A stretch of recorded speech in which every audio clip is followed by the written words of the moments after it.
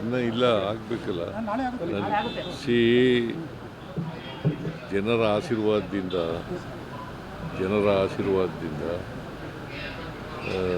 ನಾಳೆ ಆದರೆ ದೇವರಾಜ ಅರಸರವರು ಏನು ದೀರ್ಘಕಾಲ ಮುಖ್ಯಮಂತ್ರಿ ಆಗಿದ್ದರು ಅದನ್ನು ಸರಿಗಟ್ಟತಕ್ಕಂಥ ಕೆಲಸ ಆಗ್ತದೆ. ಒಂದೇನಪ್ಪ ಸಂತೋಷ ಅಂತಂದರೆ ದೇವರಾಜ ಅರಸರವರು ಮೈಸೂರು ಜಿಲ್ಲೆಯವರು, ನಾನು ಮೈಸೂರು ಜಿಲ್ಲೆಯವರು. ಬಟ್ ಅದೆಲ್ಲಕ್ಕಿಂತ ಹೆಚ್ಚಾಗಿ ಸರ್, ಇಬ್ಬರು ತಳ ಸಮುದಾಯದಿಂದ ಬಂದು ಈ ಥರದ ವ್ಯವಸ್ಥೆಯಲ್ಲಿ ಈ ಲೆವೆಲ್ ಬಂದಿರುವ ಸರ್, ಈಗ ನೀವು 78ರಲ್ಲಿ ತಾಲೂಕು ಬೋರ್ಡ್ ಮೆಂಬರ್ ಆದಾಗ ಇದನ್ನು ನಿರೀಕ್ಷೆ ಮಾಡಿದ್ರೆ ಈ ರೀತಿ ನಾನು ನಿರೀಕ್ಷೆನೇ ಮಾಡಿರಲಿಲ್ಲ. ನಾನು ಚೀಫ್ ಮಿನಿಸ್ಟರ್ ಆಗ್ತೀನಿ ಅಂತಲೂ ಇಲ್ಲ, ಮಿನಿಸ್ಟರ್ ಆಗ್ತೀನಿ ಅಂತಲೂ ನಿರೀಕ್ಷೆ ಮಾಡಿರಲಿಲ್ಲ. MLA ಆಗಬೇಕು ಅಂತ ಅಂದ್ಕೊಂಡಿದ್ದೆ ಒಂದು ಸಾರಿ, ತಾಲೂಕು ಬೋರ್ಡ್ ಮೆಂಬರ್ ಆದಮೇಲೆ MLA ಆಗಬೇಕು ಅಂತ ಅಂದ್ಕೊಂಡಿದ್ದೆ. ಸೊ ಈಗ 8 ಚುನಾವಣೆಗಳು ಗೆದ್ದಿದ್ದೀನಿ. 8 ಚುನಾವಣೆಗಳಿಗೆ 2 ಪಾರ್ಲಿಮೆಂಟ್ ಸೋತಿದ್ದೀನಿ, 2 ಅಸೆಂಬ್ಲಿ ಸೋತಿದ್ದೀನಿ. ಸೊ 4 ಚುನಾವಣೆಗಳು, 12 ತಾಲೂಕು ಬೋರ್ಡು ಸೇರಿ 13 ಚುನಾವಣೆಗಳು ಗೆದ್ದಿದ್ದೀನಿ, 13 ಚುನಾವಣೆಗಳು ಮಾಡಿದ್ದೀನಿ.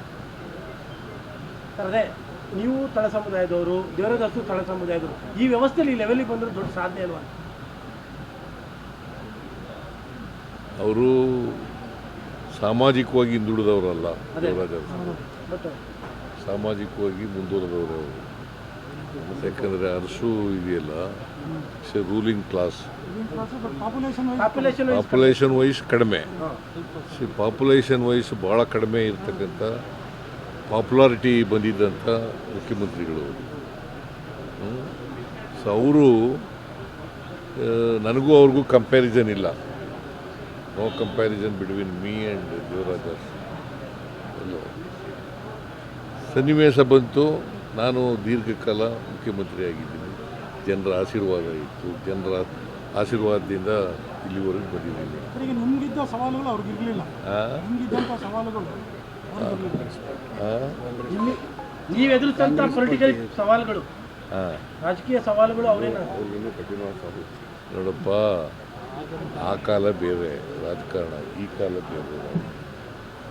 ಒಂದೊಂದು ಕಾಲಕ್ಕೆ ಬೇರೆ ಬೇರೆ ಇರ್ತವೆ. ಅವತ್ತು ಈಗ ನಾನು 83ರಲ್ಲಿ ಎಲೆಕ್ಷನ್ ನಿಂತ್ಕೊಂಡಾಗ ಜನರೇ ದುಡ್ಡು ಕೊಟ್ಟರು, ಓಟು ಕೊಟ್ಟರು. ದೇವರಾಜ ಅರಸರವರು ಮುಖ್ಯಮಂತ್ರಿ ಆಗಿರುವಾಗ, ಅವರು ಎಲೆಕ್ಷನ್ ನಿಂತ್ಕೊಳ್ಳುವಾಗ ಜನ ದುಡ್ಡು ಕೊಟ್ಟು ಎಲೆಕ್ಷನ್ನು ಮಾಡ್ತಾಯಿದ್ರು. ಒಂದು ಸಾರಿ ಇನಾನಿಮಸ್ ಆಗಿ ಗೆದ್ದಿದ್ರು 62ರಲ್ಲಿ. ಸೊ ಆ ಕಾಲ ಬೇರೆ, ಈ ಕಾಲ ಬೇರೆ, ಬದಲಾವಣೆ ಆಗ್ತಾ ಇರ್ತವೆ. ಈ ಅವಧಿ ಕಂಪ್ಲೀಟ್ ಮಾಡಿಬಿಟ್ರೆ ನೀವು ಆಲ್ ಟೈಮ್ ರೆಕಾರ್ಡ್ ಇನ್ಯಾರು ಬ್ರೇಕ್ ಮಾಡೋಕ್ಕೆ ಸಾಧ್ಯನೇ ಇಲ್ಲ. ಅಂತೇನಿಲ್ಲ, ರೆಕಾರ್ಡ್ಗಳು ಯಾವಾಗಲೂ ಬ್ರೇಕ್ ಮಾಡೋದೇ ಇರೋದು. ಈಗ ಇವರು ಯಾರು ಕ್ರಿಕೆಟರ್ ಯಾರವರು, ಸಚಿನ್ ತೆಂಡೂಲ್ಕರ್, ವಿರಾಟ್ ಕೊಹ್ಲಿ ರೂಟ್ ಈಗ ಮಾಡಲಿಲ್ವಾ? ಮೈಸೂರು ವಿರಾಟ್ ಕೊಹ್ಲಿ ಕಾಣ್ತಾ ಇಲ್ವಲ್ಲ, ವಿರಾಟ್ ಕೊಹ್ಲಿ ಇಲ್ವಲ್ಲ. ಅದರಿಂದ ಯಾವುದು ಇನ್ನೊಬ್ಬರು ಬರೋದೇ ಇಲ್ಲ ಅಂತ ನಾನು ಹೇಳಕ್ಕೆ ಹೋಗಲ್ಲ. ಬರ್ಬೋದು, ನಮ್ಮ ರೆಕಾರ್ಡನ್ನು ಬ್ರೇಕ್ ಮಾಡ್ತಕ್ಕಂಥವ್ರು ಬರ್ಬೋದು, ಅಥವಾ ನನಗಿಂತ ಜಾಸ್ತಿ ಬಜೆಟ್ ಮಂಡಿಸೋರು ಬರ್ಬೋದು. ಹಣಕಾಸಿನ ಮಂತ್ರಿ ಸಿದ್ಧತೆಗಳು ಮಾಡ್ತಾ ಇದ್ದೀವಿ. ಯಾವಾಗಿಂದ ಸಭೆಗಳು? ಸಂಕ್ರಾಂತಿ ಆದಮೇಲೆ. ಸಾಧನಾ ಸಮಾವೇಶ, ಸಾಧನಾ 1000 ದಿನಗಳ ಸಾಧನಾ ಸಮಾವೇಶ ಏನು ನಾನು ಇನ್ನೂ ಯೋಚನೆ ಮಾಡಿಲ್ಲ. ಅದ್ರ ಬಗ್ಗೆ ಅಲ್ಲ, ಸರ್ಕಾರಕ್ಕೆ 1 ವರ್ಷ, ಅದು 1000 ದಿನ ಆಗುತ್ತೆ, ಗೊತ್ತಿಲ್ಲ, ಯೋಚನೆ ಮಾಡಿಲ್ಲ. ನಮ್ಮ ಕೃಷ್ಣ ಬೈರೇಗೌಡ ಒಂದು ಫಂಕ್ಷನ್ ಮಾಡ್ತೀನಿ ಅಂತ ಹೇಳ್ತಾ ಇದ್ರು, ಗೊತ್ತಿಲ್ಲ ನನಗೆ. ಅವರು ಫಾರಿನ್ಗೆ ಹೋಗಿದ್ರು, ನಿನ್ನೆ ಬಂದಿದ್ದಾರೆ. ಬಂದಮೇಲೆ ಮಾತಾಡ್ತೀನಿ ಅವ್ರ ಜೊತೆ. ರೀಶಫಲ್ ವಿಚಾರದಲ್ಲಿ ಚರ್ಚೆ ಆಗ್ತಾ ಇದೆ ಸರ್. ರೀಶಫಲ್ ವಿಚಾರದಲ್ಲಿ, ಸಂಪುಟ ರೀಶಫಲ್, ಸಂಪುಟ ಪುನರಚನೆ ವಿಚಾರದಲ್ಲಿ ಮಾಡಲೇಬೇಕು. ರಾಹುಲ್ ಗಾಂಧಿ ಅವ್ರ ಜೊತೆ ಮಾತಾಡ್ತೀನಿ. ಮತ್ತೆ ಯಾವುದು ಅವ್ರು ಯಾವಾಗ ಕರೀತಾರೆ, ಜನವರಿನಲ್ಲಿ ಮಾತಾಡ್ತೀನಿ ಅಂತ ಹೇಳಿದ್ದೀನಿ.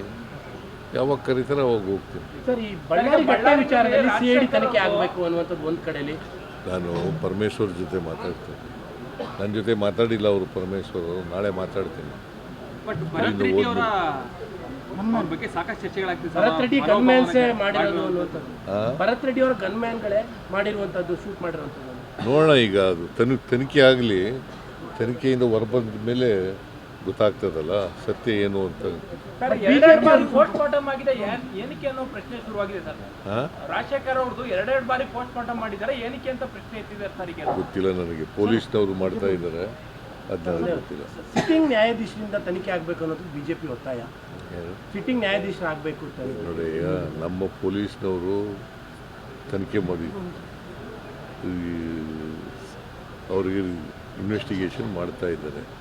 ಇನ್ವೆಸ್ಟಿಗೇಷನ್ ಮಾಡಿ ಗೊತ್ತಾಗಲಿ ಸತ್ಯ ಏನು ಅಂತ ಗೊತ್ತಾಗಲಿ, ಅದಾದಮೇಲೆ ಮಾತಾಡ್ತೀನಿ. ಸರ್ ಒಂದು ಕ್ವಶನ್ ಸರ್, ಕೇಂದ್ರ ಸರ್ಕಾರ GST ಕಡಿಮೆ ಮಾಡುತ್ತೆ, ಇನ್ನೊಂದು ಕಡೆ ಹೊರಗೆ ಹೆಸರು ಚೇಂಜ್ ಮಾಡುತ್ತೆ, ಇದರಿಂದೆಲ್ಲ ರಾಜ್ಯ ಸರ್ಕಾರ ಒಕ್ಕೂಟ ರಾಜ್ಯ ಸರ್ಕಾರಕ್ಕೆ ದೊಡ್ಡ ಅನ್ಯಾಯ ಆಗ್ತಾ ಇದೆ, ಕೇಂದ್ರದಿಂದ ದೊಡ್ಡ ಅನ್ಯಾಯ ಆಗ್ತಾ ಇದೆ. GSTಯಿಂದ ಸುಮಾರು 12ರಿಂದ 15 ಸಾವಿರ ಕೋಟಿ ಒಂದು ವರ್ಷಕ್ಕೆ ನಷ್ಟ ಆಗ್ತದೆ ರಾಜ್ಯಕ್ಕೆ.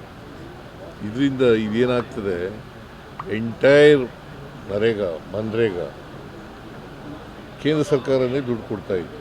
ಅದು ಇವತ್ತಿನಿಂದಲ್ಲ, ಮನಮೋಹನ್ ಸಿಂಗ್ರವ್ರ ಕಾಲದಲ್ಲಿ ಪ್ರಾರಂಭ ಆಯಿತು. ಇದು 20 ವರ್ಷಗಳ ಹಿಂದೆ ಪ್ರಾರಂಭ ಆದದ್ದು, ಅವತ್ತಿನಿಂದ ನಡ್ಕೊ ಬಂದಿತ್ತು 20 ವರ್ಷಗಳಿಂದ.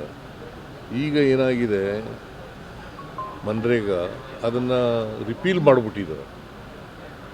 ರಿಪೀಲ್ ಮಾಡಿ ಈಗ ಮಹಿಳೆಯರು, ಬಡವರು, ಸಣ್ಣ ರೈತರು ಅವರೆಲ್ಲ ಅವರೇ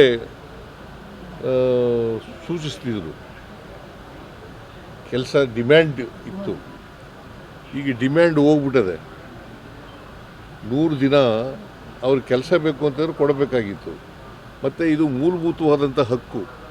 ಈ ಮೂಲಭೂತ ಹಕ್ಕನ್ನ ಕಿತ್ಕೊಳ್ತಕ್ಕಂಥ ಕೆಲಸ ಮಾಡಿದ್ದಾರೆ ಕೇಂದ್ರ ಸರ್ಕಾರ, ಕಿತ್ಕೊಂಡಿದೆ. ಈಗ ಫೆಡರಲ್ ಸಿಸ್ಟಮಲ್ಲಿ ಈ ರೀತಿ ಮಾಡ್ತಕ್ಕಂಥದ್ದು ತಪ್ಪಲ್ಲ? It is totally wrong, it is unconstitutional, totally wrong. ಇದರಿಂದ ಏನಾಗಿದೆ, ರಾಜ್ಯಕ್ಕೆ ಎಷ್ಟು ದೊಡ್ಡ ನಷ್ಟ ಆಗುತ್ತದೆ ಅಂತಂದರೆ, ಇನ್ನು ಮುಂದೆ ಈಗ ಮಾಡಿರ್ತಕ್ಕಂಥ ಎಂಥದ್ದು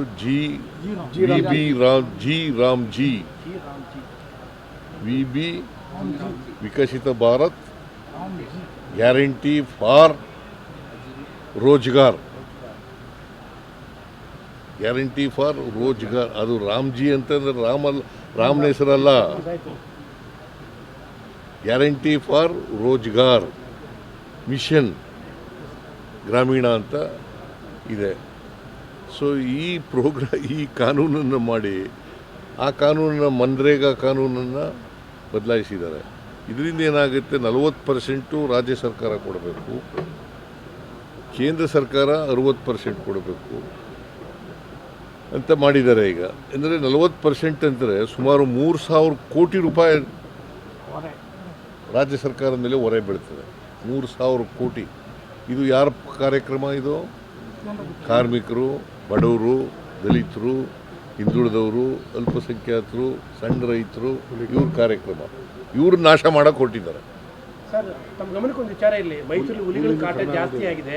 ಈ ಏರ್ಪೋರ್ಟಲ್ಲೂ ಕೂಡ ಬೆಳಗ್ಗೆ ಒಂದು ಹುಲಿ ಕಾಣಿಸ್ಕೊಂಡಿದೆ. ಹುಲಿಗಳನ್ನ ಹಿಡಿಯೋ ವಿಚಾರದಲ್ಲಿ ಏನಾದರೂ ಕ್ರಮ ಕೈಗೊಳ್ತಿದ್ದಾರೆ? ಅಲ್ಲ, ಹುಲಿ ಹಿಡಿದು ಅದಕ್ಕೆ ನಾನು ಹೇಳಿದ್ದೀನಿ ಈಗ ಫಾರೆಸ್ಟ್ ಡಿಪಾರ್ಟ್ಮೆಂಟ್ ಅವ್ರಿಗೆ. ನಾಳೆನೂ ಹೇಳ್ತೀನಿ, ನಾಳೆ ಮೀಟಿಂಗ್ ಮಾಡ್ತೀನಿ. ಹೇಳಿದ್ದೀನಿ ನಾನು ಈಗಾಗಲೇ. ಅದೇ ಹಿಡಿದಿಲ್ಲ ಸರ್, ಇವತ್ತು ಬೆಳಗ್ಗೆ ಕಾಣಿಸ್ಕೊಂಡಿದೆ. ಹುಲಿಗಳ ಸಂಖ್ಯೆ ಜಾಸ್ತಿ ಆಗ್ಬಿಟ್ಟಿದೆ. ಏರ್ಪೋರ್ಟಲ್ಲಿ ಕಾಣಿಸ್ಕೊಂಡಿದೆ. ಹುಲಿಗಳ ಸಂಖ್ಯೆ ಜಾಸ್ತಿಯಾಗಿ ಕಾಡಿನಿಂದ ಹೊರಗಡೆ ಬರ್ತಾ ಇದ್ದಾವೆ. ಸೊ ಇವು ನಂಜನಗೂಡು ಕಡೆಯಿಂದ ಬಂದಿರತಕ್ಕಂಥದ್ದು ಅಂತ ಹೇಳ್ತಾರೆ. ಅದಕ್ಕೆ ಇಲ್ಲಿ ಕೂಡಲೇ ಅದನ್ನು ಹಿಡ್ದಾಕಿ ಅಂತ ಹೇಳಿದ್ದೀನಿ. ಕೂಂಬಿಂಗ್ ಆಪರೇಷನ್ ಮಾಡ್ತಾ ಇದ್ದಾರೆ. ಕೂಂಬಿಂಗ್ ಎಲ್ಲ ಮಾಡೋಕ್ಕೆ ಶುರು ಮಾಡಿದ್ದಾರೆ. ಇಲ್ಲಿ ಒಂದು ಹುಲಿ ಈ ಕಡೆ ಬಂದಿದೆಯಂತೆ, ಇನ್ನೊಂದು ಹುಲಿ ಬೆಮೆಲ್ ಆ ಕಡೆ ಇದೆಯಂತೆ. ಎರಡನ್ನೂ ಹಿಡೀರಿ ಅಂತ ಹೇಳಿದ್ದೀನಿ.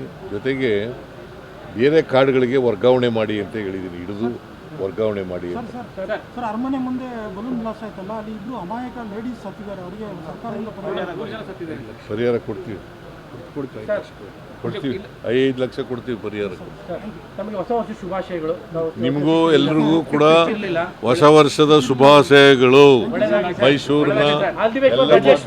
All the best for budget. Thank you. All the best for budget. Thank you.